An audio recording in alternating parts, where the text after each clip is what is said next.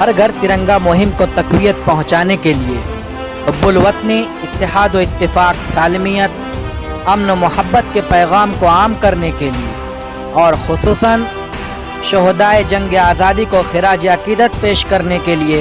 ward number 18 کے مجلس corporator الحاج عبدالماجد یونس عیسیٰ کی جانب سے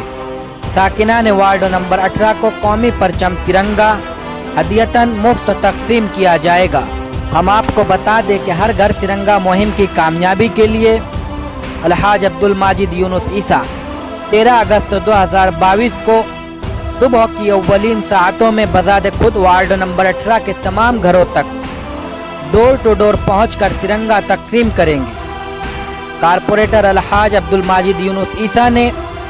اہلیان مالیگاؤں اور خصوصاً وارڈ نمبر 18 کی عوام سے گزارش کی ہے